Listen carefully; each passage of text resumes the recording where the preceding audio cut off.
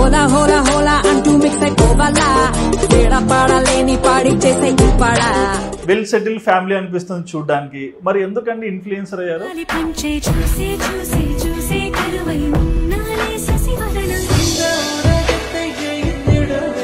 So మీరు పార్టీలో చేరాక ఆయన పెళ్లి చేసుకున్నారు? చేరాక పెళ్లి చేసుకున్నారు. విజయవాడ మీటింగ్ కి అటెండ్ అయ్యామండి. విజయవాడ మీటింగ్ కి అటెండ్ అయ్యాం. Political meeting? Political meeting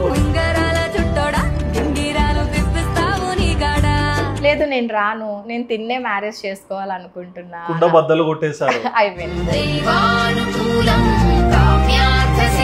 already ఆయనకు పెళ్లి అయిందనే మాట విన్నాను. సో ఆల్రెడీ పెళ్ళయి తర్వాత మిమ్మల్ని పెళ్లి చేసుకోవడానికి రీజన్ ఏంటి? పాస్ట్ నాకు అనవసరం. మరి మీ హస్బెండ్ కి మీరు ఫస్ట్ వైఫా సెకండ్ వైఫా? Second wife. Second wife. మరి ఫస్ట్ వైఫ్ ఏమైపోయారు? చనిపోయారు.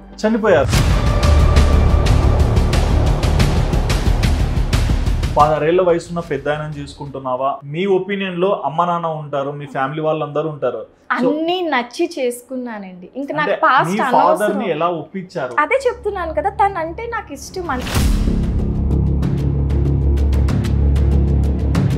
డబ్బు కోసం పెళ్లి చేసుకుంది, డబ్బు ఉంటేనే ఆమె ఆనందంగా ఉంటుంది.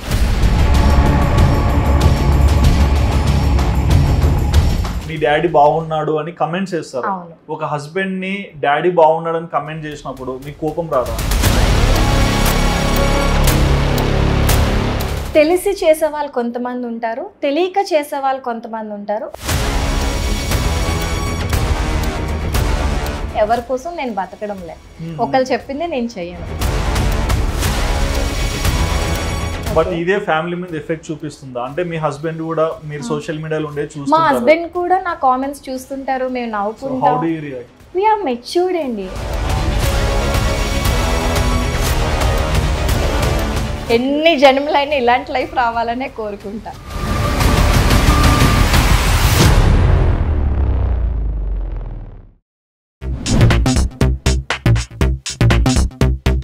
హాయ్ వ్యూవర్స్, వెల్కమ్ టు వాదాన్. నేను మీ హోస్ట్ సుధిరెడ్డి.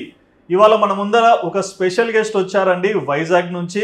బేసిక్గా వైజాగ్లో ఇన్ఫ్లుయెన్సర్స్ అందరినీ మనం పరిచయం చేసుకుంటూనే ఉన్నాం. బట్ ఈ ఇన్ఫ్లుయెన్సర్ మాత్రం చాలా స్పెషల్ అని చెప్పుకోవాలి.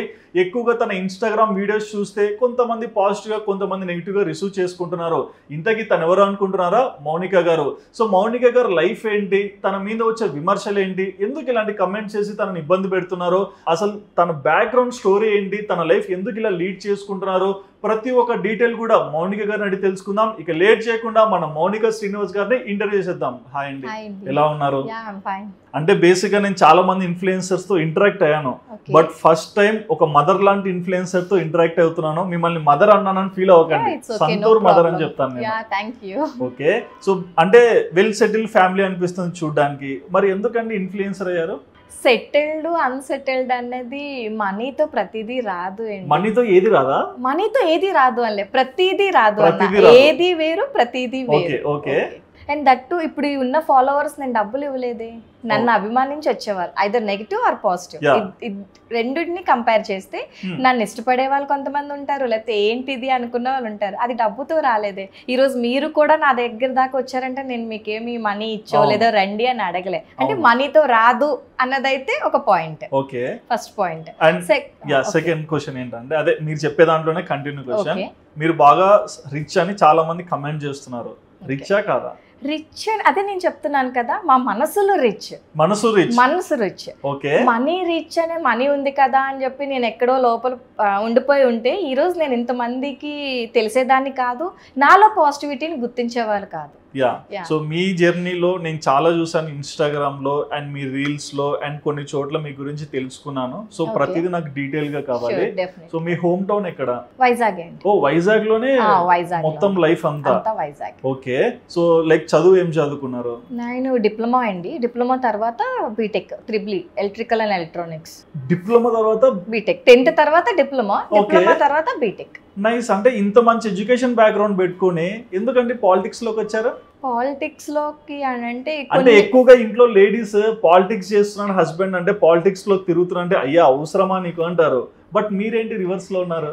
అంటే నార్మల్ గా ఉన్న మనుషులకి పాలిటిక్స్ లో ఉన్నదానికి కొంచెం హైప్ ఉంటది. అది పాలిటిక్స్ లో ఏదైనా ఇప్పుడు ప్రెస్ వాళ్ళు అనగానే ఎలాగా ఒక ఇది ఉంటుంది. ఒక ఫీమేల్ ఓరియంటెడ్ గా మీకంటూ ఒక సెల్ఫ్ రికగ్నిషన్ అంటే నేను ఒకరికి సపోర్ట్ గా వెళ్ళానండి. పాలిటిక్స్ లోకి వెళ్ళాలని వెళ్ళలేదు, సపోర్ట్ గా వెళ్ళాను. ఆ సపోర్ట్ గా వెళ్ళినప్పుడు అక్కడంతా చూడడం, ఓకే ఇట్స్ ఫైన్ అనుకోవడం, సరే మనం ఎందుకు వెళ్ళకూడదు పాలిటిక్స్ లోకి అనుకోవడం, మనం ఎంటర్ అవ్వడం.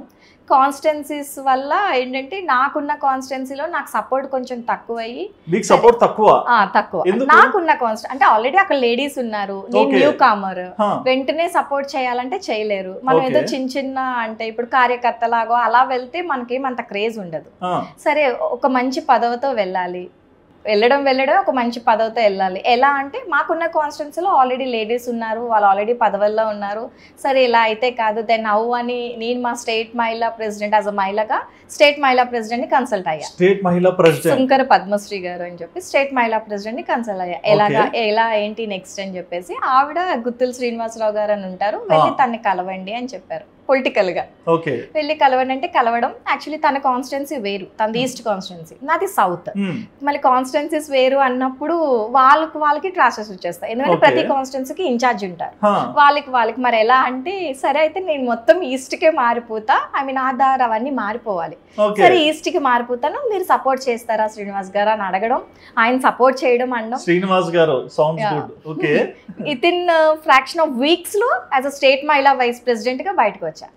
అంటే తక్కువ టైంలో స్టేట్ మహిళా వైస్ ప్రెసిడెంట్ గా కాంగ్రెస్ లోకి వచ్చా. తక్కువ టైంలో ఇలా వచ్చారు, బట్ బేసిక్ గా మీరు మధ్యలో ఒక పేరు వాడారు. సో మేము ఇన్స్టాగ్రామ్ లో కూడా వస్తే మౌనిక శ్రీనివాస్ అని ఉంది. సో ఆ శ్రీనివాస్ ఈయననేనా? ఈయననే. ఓకే.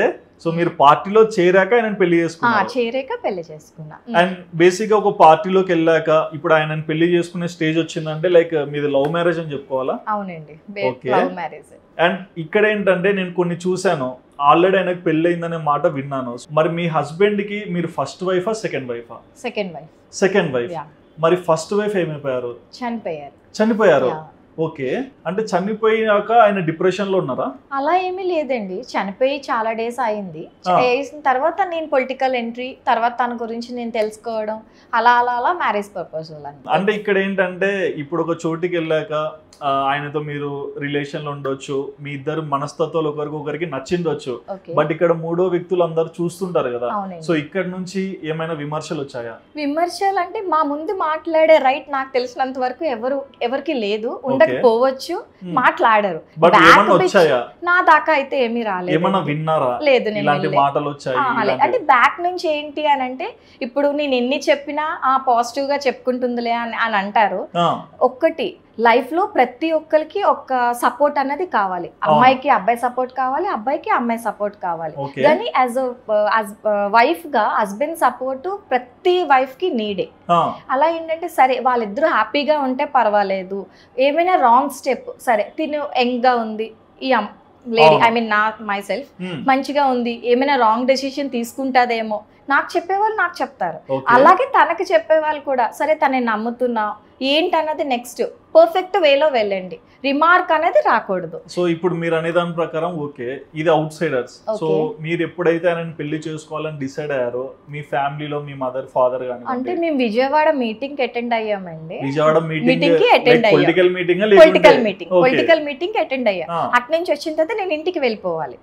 ఇంట్లో తెలుసు మీటింగ్ అటెండ్ అయ్యా, ఇంటికి వెళ్ళిపోవాలి. నేను ఇంటికి వెళ్ళకుండా అన్ని సర్దుకొని కిందకి దిగుతున్నాను, కానీ నేను వెళ్ళను, మీరు మా ఇంట్లో కాల్ చేసి తను రాను అంటుందని చెప్పండి అని అన్నా. నేను అమ్మ నాన్నకు చెప్పలేదా? చెప్పలే, ఫస్ట్ చెప్పలే. మీటింగ్కి వెళ్ళా, వచ్చేసాను, వాళ్ళకి కూడా తెలుసు నేను వచ్చేసాను అని చెప్పి. ఇంటికి వెళ్ళిపోవాలి. నేను ఇంటికి వెళ్ళను అని మారం చేస్తుంటే ఇదేంటి ఇది ఇంత సడన్ గా తను నన్ను అడగలేదు, నాకు వెళ్ళాలని లేదు అన్న. అంటే వాళ్ళకి కాల్ చేశారు, ఫ్యామిలీతో అప్పటికి టచ్ అనమాట. కాల్ చేసి తను రాను అంటుంది, ఒకసారి మీరు మాట్లాడండి అని చెప్పి నాకు కాల్ ఇచ్చారు. ఇంకా ఛాన్స్ దొరికిందిగా నేను రాను అని. ఎందుకు అని లేదు, అమ్మతో లేదు నేను రాను, నేను తిన్నే మ్యారేజ్ చేసుకోవాలనుకుంటున్నా. అయిపోయింది. అదేంటది, అందుకే నాకు ఇలాంటివి ఏమి ఇష్టం ఉండదు అన్నాను.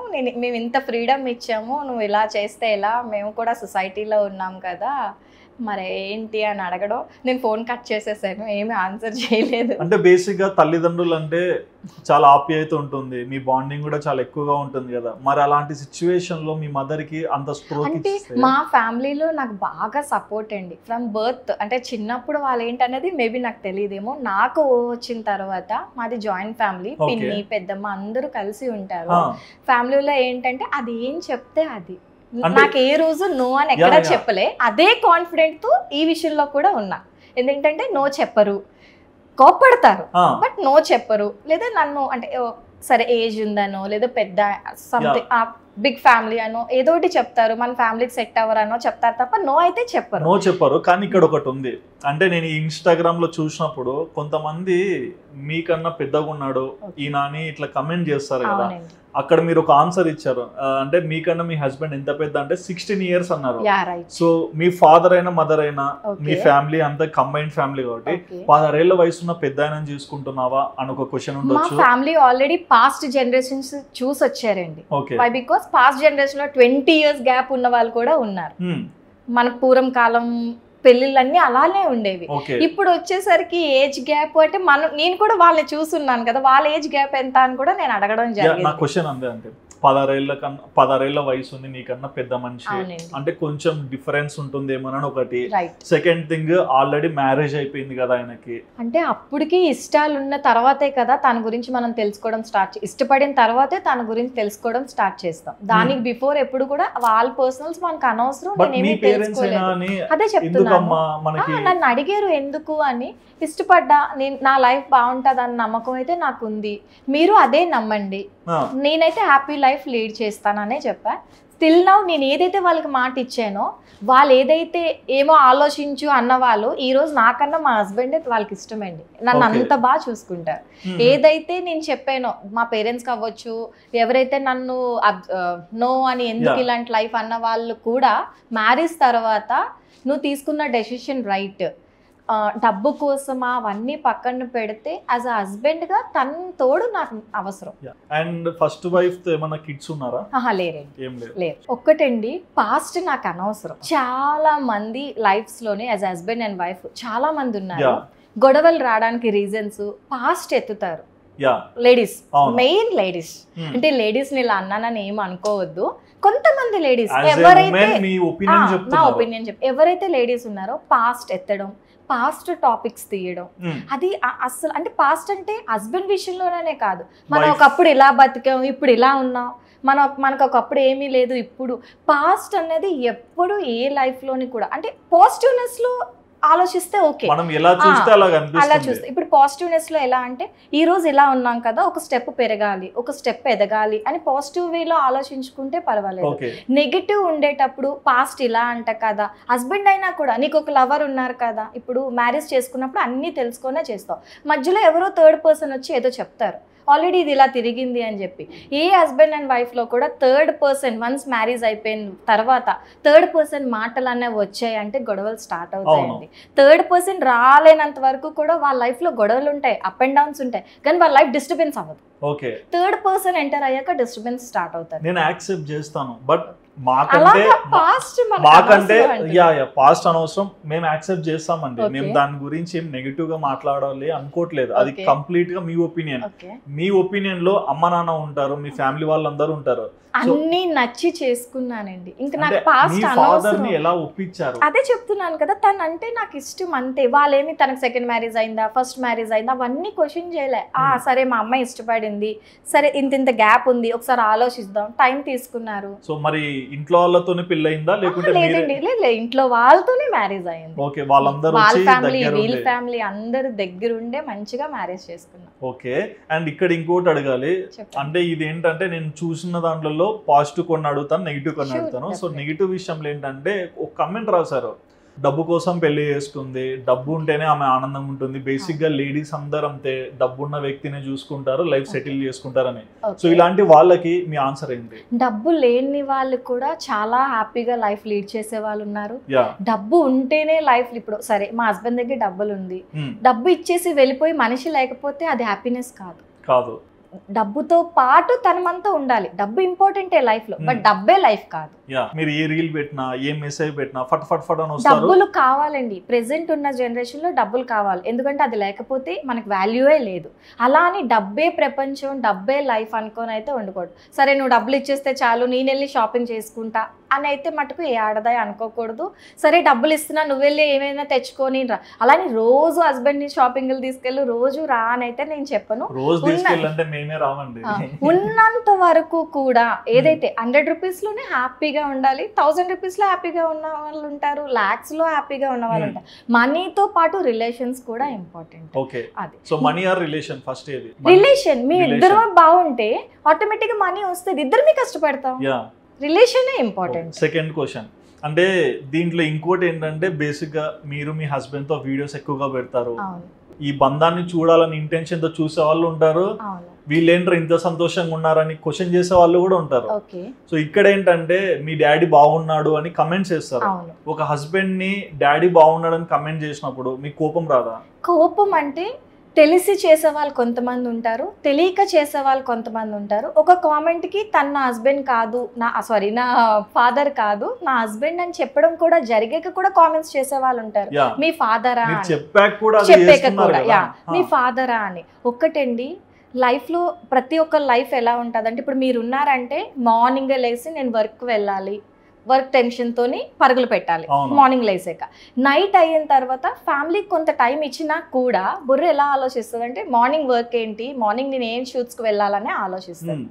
వాళ్ళు ఆ ప్రెజర్స్తో, అంటే ఇప్పుడు లేడీస్ ప్రెజర్స్ లేరా? నేను ఒక ఇంటర్వ్యూలో నేను చెప్పాను, లేడీస్కి ఏముంటుంది, మహా అయితే వంట చేయడం, పిల్లల్ని చూసుకోవడం, హస్బెండ్ని చూసుకోవడం అని. అలా అందరు లేడీస్ అనలే, వర్కింగ్ ఉమెన్ ఉన్నారు, వర్క్స్కి వెళ్ళే వాళ్ళు ఉంటారు. కానీ ఉమెన్కి ఉన్న మైండ్ సెట్ జెంట్కి ఉండదు. ఉమెన్ ఎంత టైమ్ వర్క్ లో ఉన్నా కూడా పీస్ ఆఫ్ మైండ్ ఆలోచిస్తుంది. జెంట్స్ ఈ పీస్ ఆఫ్ మైండ్ లో ఏం చేస్తారంటే, వాళ్ళకి తెలుసో తెలియకో ఇప్పుడు వాట్సాప్ అనగా ఇవన్నీ ప్రొఫైల్స్ ఈజీగా వెళ్ళిపోతున్నాయి. మొబైల్ ఉంటుంది, ఫ్రీ వైఫై ఉంటుంది, ఏదో ఒక కామెంట్ పెట్టాలి. ఆ కామెంట్ ఇప్పుడు నెగిటివ్స్ కి నేను రిప్లై ఇచ్చాను అనుకో, నాకు రిప్లై ఇస్తుందని ఆ నెగిటివ్ కింద ఇంకో నెగిటివ్. లేదా ఇప్పుడు ఫస్ట్ వీడియోకి ఆల్మోస్ట్ 90% నెగిటివ్ కామెంట్స్ వచ్చాయండి. ఇప్పుడు పెడుతున్న వీడియోకి రావడం లేదు. మేబీ నా పాజిటివ్ వే వాళ్ళకి నచ్చి ఉండొచ్చు, ఆ పాజిటివ్ వేలో వాళ్ళు రావచ్చు. ఎవరు పుట్టుకతో చెడ్డవాళ్ళు అవ్వరండి. మనం చేసే దాన్ని బట్టి, ఇప్పుడు నేను ఇండియా అన్నాను అనుకోండి, వాళ్ళను 2 times మేబీ వల్గర్ గా మాట్లాడు, 3rd time కూడా వాళ్ళ మైండ్ సెట్ మారుతుంది. ఓకే, బట్ ఇది ఓకే, బట్ ఇదే ఫ్యామిలీ మీద ఎఫెక్ట్ చూపిస్తుందా? అంటే మీ హస్బెండ్ కూడా మీరు సోషల్ మీడియాలో ఉండే చూస్తుంటారు, మా హస్బెండ్ కూడా నా కామెంట్స్ చూస్తుంటారు, మేము నవ్వుకుంటాం.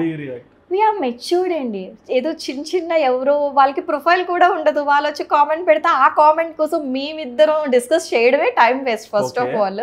లేదు ఒకవేళ చూసుకున్నాము అంటే సరే వాళ్ళకున్న విఘ్నత అది అని లైట్ తీసుకుంటాం తప్ప. సో మీరు ఎంతసేపు ఉన్న రీల్స్ లో మేము మీ దాంపత్య జీవితం వల్ల చూస్తున్నాం, సో మీ నోట్ నుంచి వినాలనుకుంటున్నాం ఇప్పుడు. సో మీ హస్బెండ్ గురించి ఏం చెప్తారో, ఆయన ఏం చేస్తున్నారు? తనైతే పొలిటికల్ గా ఉన్నారండి, Congress leader. First Congress leader ఆంధ్రాలో. సెకండ్ ది బిజినెసెస్ ఉన్నాయండి, బిజినెసెస్ చూసుకుంటారు. లైఫ్ అయితే సెటిల్డ్, హ్యాపీగా ఉన్నా. 3 కావాలి అనుకున్న నా లైఫ్ లో ఆ 3 ఉండడానికి, తినడానికి, వేసుకోవడానికి అయితే మటుకు ఎటువంటి ఇబ్బంది లేకుండా, ఎవరిని ఇలా చేయి చాచకుండా అయితే ఉన్నాము, హ్యాపీ. ఇంకా తన వరకు వస్తే అంటే అందరూ హస్బెండ్, ప్రతి వైఫ్ కి ఎవరి హస్బెండ్ వాళ్ళకి గ్రేట్. అలా నాకేంటంటే ఇలాంటి హస్బెండ్ ఉంటారా అని అయితే, అంటే నేను చాలా మంది హస్బెండ్స్ ని చూసా. మా ఇద్దరు రీల్స్ చూసాక నాకు కామెంట్స్ పెట్టేవి చాలా పర్సనల్ కామెంట్స్. ఇప్పుడు ఎవరి పర్సనల్ ఒపీనియన్స్ వాళ్ళు పెట్టే రైట్స్ ఉండే కదా, అలా పెట్టి కూడా అన్నీ ఉన్నా కూడా మా హస్బెండ్ నాతో ఉండరు, నాతో మాట్లాడరు అన్న వాళ్ళు నేను చాలా మంది చూసాయండి.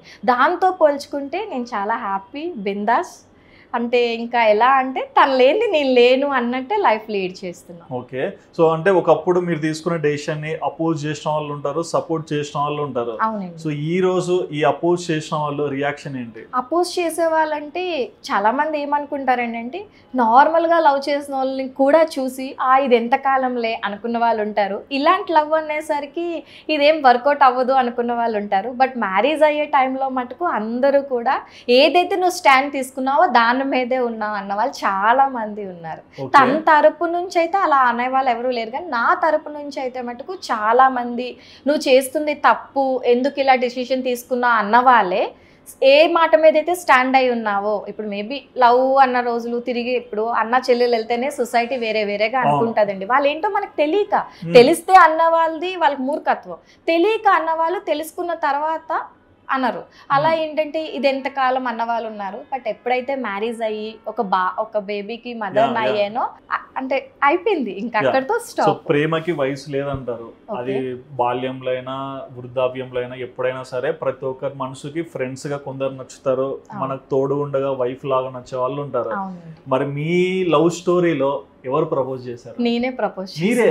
ఆహా, ఓకే. అంటే ప్రపోజ్ అంటే లవ్ యూలు అలాంటివి ఏమీ లేదు. ఇష్టం అంటే నేను డైరెక్ట్ గా తనకు చెప్పలే, ఫోన్ కాల్ లో ఏదైతే మేము విజయవాడ నుంచి వచ్చి నేను ఇంటికి వెళ్ళాను అంటే అప్పుడు వినడమే. నేను రాను అంటుందండి, ఎందుకు అని ఫోన్ మా పేరెంట్స్ కి ఇచ్చారు, నేను తనతోనే ఉంటా, తన్ని మ్యారేజ్ చేసుకుంటాను ఇంట్లో వాళ్ళకి చెప్పినప్పుడు తను వినడమే. అప్పుడు వినడమే, అంతవరకు కూడా ఏమీ తెలీదు. జర్నీ చేస్తున్నప్పుడు ఎవరైతే మా లీడర్స్ ఉన్నారో సంథింగ్ ఏదో గోయింగ్ ఆన్, మాకు ఎప్పుడు సపోర్టివ్ గానే ఉండేవారు.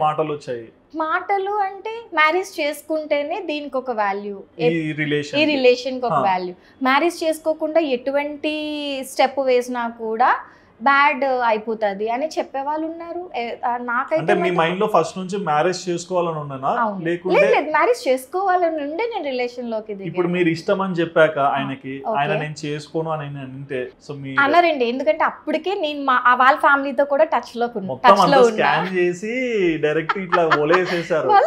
అదే చెప్తున్నాను కదా, తప్పించుకోకుండా వాళ్ళ ఫ్యామిలీతో కూడా అప్పటికే టచ్ లో ఉన్నాను.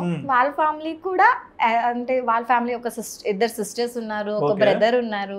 వాళ్ళ ఫ్యామిలీ కూడా ఏంటంటే వాళ్ళ బ్రదర్ బాగుండాలని అనుకుంటారు కదా. అండ్ దట్ మీన్ వెల్ నా జర్నీ కూడా తనతో ఎలా ఉందో వాళ్ళు చూస్తున్నారు కాబట్టి వాళ్ళు చెప్పేది, ఇప్పుడు వాళ్ళు అక్క ఉన్నారండి, వాళ్ళు చెప్పేది ఒక ఆడపిల్లగా డిసిషన్ తీసుకునేటప్పుడు కరెక్ట్ వేలో తీసుకో. ఇన్ కేస్ నో వచ్చింటే ఏంటంటే రిజల్ట్? నో అనేది అదే చెప్తాను, లైఫ్ లో ఎప్పుడు వినలేదు. ప్లాన్ ఏ ప్లాన్ బి అనేది ప్రతి ఒక్క లైఫ్ లో ఎప్పుడు వినలేదు.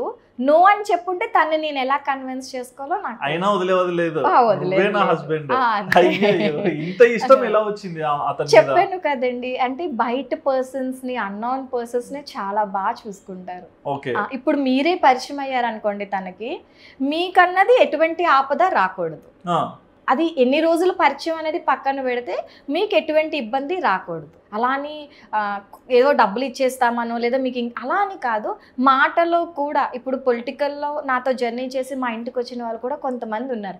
ఏ రోజు కూడా ఎందుకు వచ్చేవానో అలా ఆలోచించరు. మౌనిక వచ్చేస్తున్నామనే చెప్తారు. అంటే ఒక ఇంటికి రావాలి అంటే హస్బెండ్ సపోర్ట్ లేని వైఫ్ రానివ్వలేదు, వైఫ్ సపోర్ట్ లేని హస్బెండ్ రానివ్వలేరు. కానీ వాళ్ళు ఎందుకు వస్తున్నారని కానీ వాళ్ళు ఎవరు కానీ ఒక సోషల్ మీడియా పరిచయాలు అన్నవి ఇప్పుడు ఎంతవరకు రైటో అంతవరకు రాంగ్ కూడా ఉన్నాయి.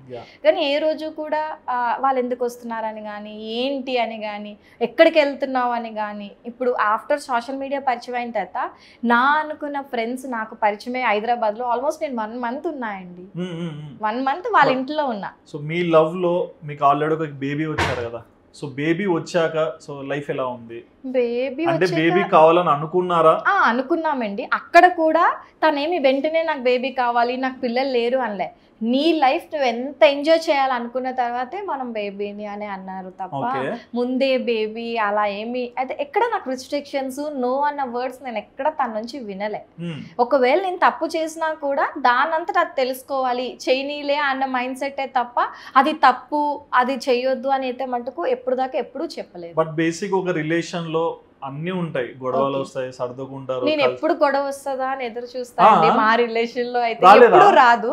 కొండ పడిపోతుంది అన్నా కూడా పడిపోని. ఇలా చెప్తే వైఫ్స్ అందరూ క్లిప్స్ కట్ చేసి హస్బెండ్ కి పంపిస్తారు, చూడండి ఇలా. వాట్ ఎవర్, నేను నిజం చెప్తున్నా, నమ్మండి నమ్మకపోండి, ఎవరు నమ్మినా నమ్మకపోయినా భగవంతుడు అన్నవాడికి నేనేం మాట్లాడుతున్నాను అనేది తెలుస్తుంది. ఒక్కసారి కూడా అసలు మా మధ్యన కాంప్రమైజ్ అని కాదు. అంటే అదే చెప్తున్నా అండి. ఇప్పుడు ఓకే ఎగ్జాంపుల్ గొడవ అన్నది ఎలా వస్తుంది అని అంటే హస్బెండ్ అండ్ వైఫ్ బయటకు వెళ్తారు, తనకి నచ్చే డ్రెస్ సెన్స్ ఏంటి అన్నది యాజ్ అ వైఫ్ గా తెలుసుకోవాలి. వెంటనే తెలియపోయినా కొంత జర్నీలో తెలుస్తుంది. అదే డ్రెస్ సెన్స్ మెయింటైన్ చేస్తే ఈ డ్రెస్ ఎందుకు వేసుకున్నా అని హస్బెండ్ అడగరు. ఇప్పుడు పొలిటికల్ గా వెళ్తాం ఇద్దరం, పబ్స్ కి వెళ్తా, పబ్స్ కి వేసుకున్నప్పుడు డ్రెస్ అదే వేసుకున్నప్పుడు నన్ను తను క్వశ్చన్ చేయరు. నేను పబ్ కి వేసుకున్న డ్రెస్ వచ్చి నేను పొలిటికల్ లో వేసుకుంటానంటే డెఫినెట్ గా గొడవ స్టార్ట్ అవుతుంది. అంటే వద్దు, ఎందుకు వద్దు, గొడవ అన్నారు అనేది కదా, ఎక్కడ? అంటారా మీరు అంటారా పొలిటికల్ కూడా ఈ డ్రెస్సెస్ ఇలా నేను అనలేదు. అనరు, yeah. ఒకవేళ అంటే గొడవ Okay. ఎలా స్టార్ట్ అవుతుంది, గొడవలు ఎందుకు రావు, ఒక అండర్స్టాండింగ్ లో గొడవలు ఎందుకు రావు అన్నది నేను చెప్తున్నా. ఓకే, ఇప్పటికి ఎన్ని ఇయర్స్ అయిందండి? 6 years. 6 years. సో 6 years బానే ఉంది. మరి బేబీ లైఫ్ ఎలా ఉంది? బేబీ లైఫ్ సూపర్ అండి. నాకు తెలిసినంత వరకు శాశ్వక్ శ్రీ. నాకు తెలిసినంత వరకు ఏ బేబీ కూడా ఇంత ఫాదర్ అండ్ మదర్ ని ఎంజాయ్ చేయరండి. అది నా అదృష్టం అని నేను చెప్పాలో లేదా ఇలా అని చెప్పాను అనుకోండి. ఆల్రెడీ మీరు సెటిల్ అయిన వాళ్ళు చేసుకున్నారు కాబట్టి అదృష్టం అంటున్నారు అని వ్యూస్ అంటారు. కాకపోతే ఏంటంటే ఆల్మోస్ట్ తన ఇంట్లోనే ఉంటారండి 99%. బిజినెసెస్ అన్ని ఫోన్ కాల్స్ మీద. ఒకవేళ ఎక్కడికైనా ఎప్పుడైనా వెళ్ళాలంటే మేమిద్దరం తోడుంటాం. దానివల్ల ఏంటంటే వాడు ఫాదర్ని ఫుల్గా, అంటే ఇప్పుడు ఉన్న జనరేషన్ ఏంటంటే ఫాదర్ మార్నింగ్ లేస్తే జాబ్కి వెళ్ళడం లేదా మదర్ వెళ్ళడం వల్ల బేబీస్ కొంచెం ఇదవుతారు కదా. నా బేబీ అంటే నేను ఏ బేబీని తక్కువ చేసి మాట్లాడట్లేదు. నా బేబీ ఏంటంటే మా ఇద్దరిని బాగా అటాచ్డ్, బాగా అంటే లైఫ్ని మంచిగా ఎంజాయ్ చేస్తున్నాయండి. ఎన్ని జన్మలైనా ఇలాంటి లైఫ్ రావాలనే కోరుకుంటా. సూపర్ అండి. అది అప్ అండ్ డౌన్స్ అనేవి వస్తాయి, రావు అని నేను అన్ను. ప్రతి డౌన్ కూడా అప్ ఎలా ఎదగాలన్నది ఆలోచించుకోవాలి. ఏవో బ్యాడ్ కామెంట్స్ వచ్చాయని మాట అన్నారు స్టార్టింగ్ లో మేమిద్దరం మెచ్యూర్డ్ అని. సో మీ మాటలు కూడా అలాగే ఉన్నాయి.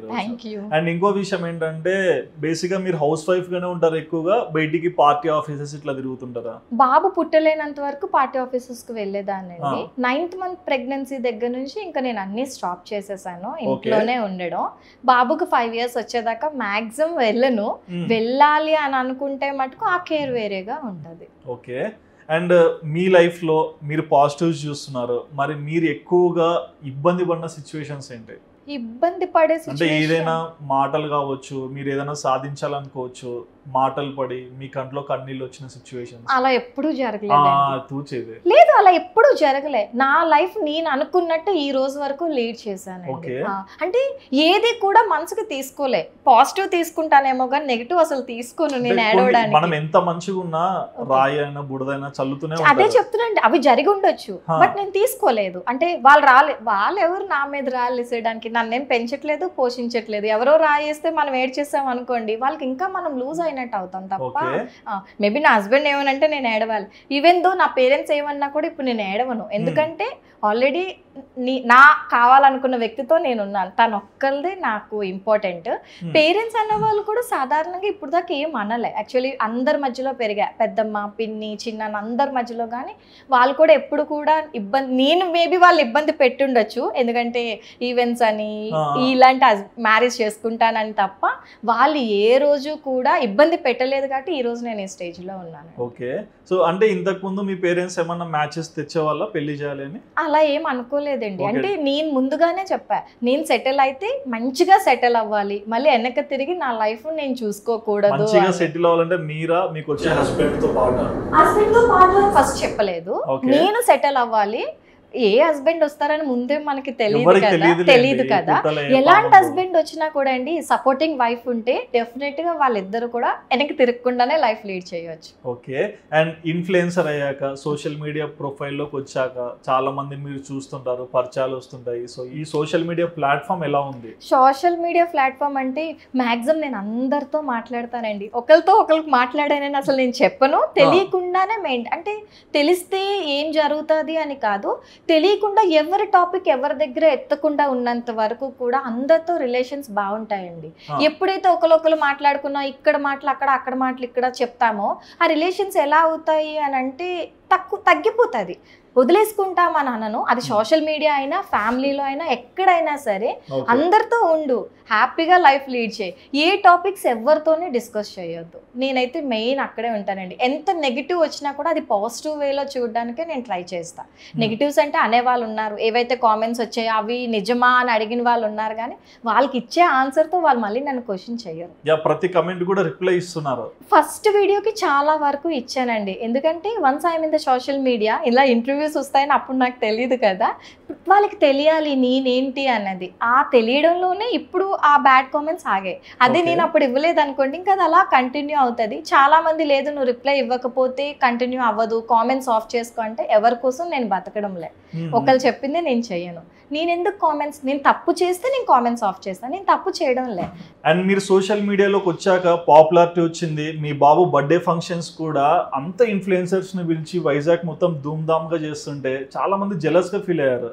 అరే ఈ ఇన్ఫ్లుయెన్సర్ కి 20,000 ఫాలోవర్స్ ఉన్నారు, కట్ చేస్తే ఇంత బ్యాక్గ్రౌండ్ వచ్చింది కదా. అప్పటికి బాబు బర్త్డే పిలిచేసరికి అసలు 20,000 లేరండి. అవును, ఇంకా 5,000 లో ఉన్నా నేను అంతే. అంటే అక్కడికి మిమ్మల్ని చూసి వచ్చారా మీరు? అంటే మీ స్టేజ్, మీ సొసైటీలో ఉన్న మీ వాల్యూ చూసి? అవేమి కాదండి, నా మంచితనంకి వచ్చిన వాళ్ళే. సొసైటీని చూసో లేదా నా బ్యాక్గ్రౌండ్ చూసి వచ్చిన ఇన్ఫ్లుయెన్సర్లు ఎవరు లేదండి. ఎందుకంటే ఆల్రెడీ వాళ్ళందరూ కూడా నాకన్నా మంచి బ్యాక్గ్రౌండ్, మంచి సొసైటీలో ఉన్న వాళ్ళే వచ్చారు. ఓకే, అదంతా కూడా కరెక్ట్ కాదు.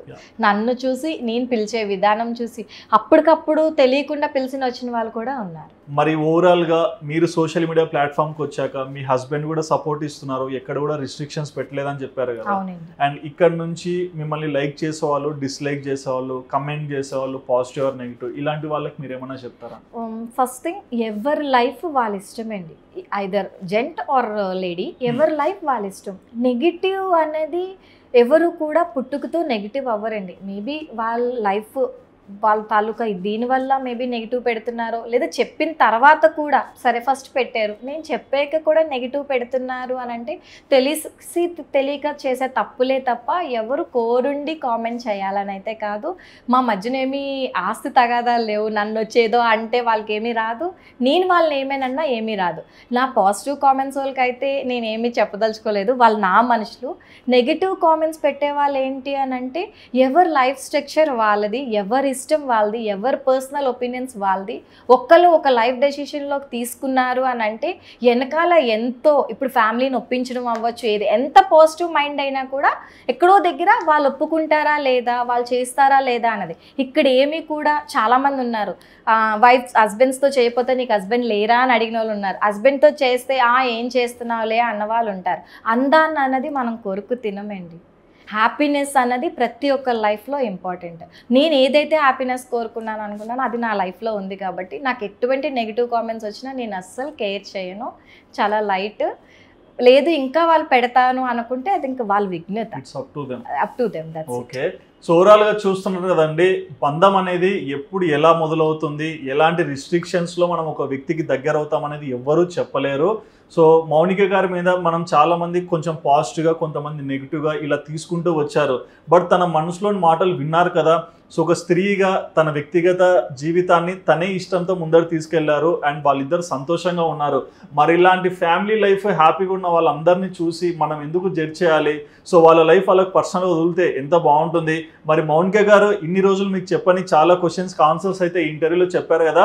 మరి ఈ ఇంటర్వ్యూ చూశాక, మౌనిక గారు మాటలు విన్నాక మీకేమనిపించిందో మీ ఒపీనియన్ తప్పకుండా కమెంట్ సెక్షన్లో మెన్షన్ చేయండి.